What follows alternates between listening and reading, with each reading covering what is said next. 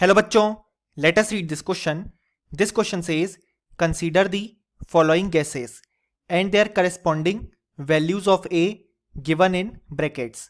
CH4 2.25, N2 1.35, O2 1.36 and CO 1.46. Which of them will liquefy with great difficulty?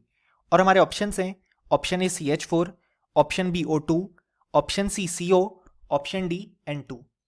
सो इस question में हमसे कहा गया है हमारे पास कुछ गैसेस प्रेजेंट हैं और उनकी ए वैल्यूज गिवन है.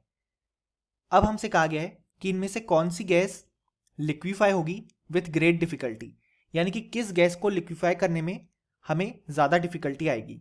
सो इस क्वेश्चन को सॉल्व करने के लिए हमें जो की कॉन्सेप्ट रिक्वायर्ड है वो है ए वैल्यू ऑफ रियल गैसेस.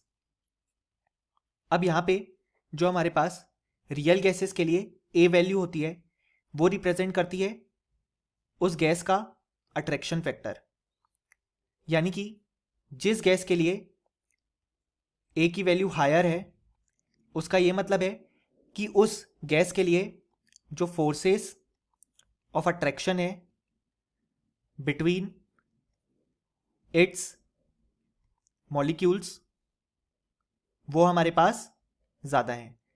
और हम जानते हैं कि जितना ज़्यादा फोर्सेस ऑफ अट्रैक्शन होंगे between it molecule for the gas, उतना ईजियर होगा उस गैस को लिक्विफाई करना. यानी कि क्योंकि उस गैस में ऑलरेडी फोर्सेस ऑफ अट्रैक्शन ज़्यादा है तो उसको हम लिक्विड में कंपैरेटिवली ईजियर तरीके से कैरी आउट कर पाएंगे, यानी कि वो आसानी से लिक्विफाई हो पाएगी.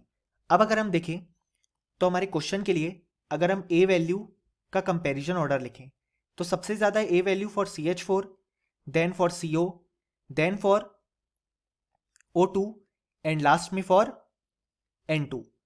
सो हमारे पास जो ए वैल्यू का ऑर्डर आया वही हमारे पास लिक्विफाई होने की टेंडेंसी का ऑर्डर होगा. यानी कि अगर हम लिक्विफिकेशन का ऑर्डर लिखें कि कौन सी गैस जल्दी लिक्विफाई होगी तो सबसे ज़्यादा जल्दी होगी CH4, then CO, then O2 and last में N2. क्योंकि हमने देखा जिस गैस के लिए जितना ज़्यादा ए वैल्यू होगी उतना ज़्यादा फोर्सेस ऑफ अट्रैक्शन होंगे, उतनी आसानी से वो लिक्विफाई हो पाएगी. सो हम देख सकते हैं कि सबसे ज़्यादा डिफ़िकल्टी हमें आएगी N2 को लिक्विफाई करने में, क्योंकि उसकी ए वैल्यू सबसे कम है, यानी कि उसके अट्रैक्शन फोर्सेस सबसे कम है. सो हम देख सकते हैं कि इसके लिए जो करेक्ट ऑप्शन हो जाएगा वो जाएगा ऑप्शन डी, क्योंकि ये हमारे फाइनल रिजल्ट से मैच करता है और ऑप्शन ए, बी एंड सी जो है वो इनकरेक्ट हो जाएंगे. यानी कि फाइनली हम बोल सकते हैं कि इस क्वेश्चन का हमारे पास जो करेक्ट आंसर आ गया वो आ गया option D. Hope you understood well. Best of luck.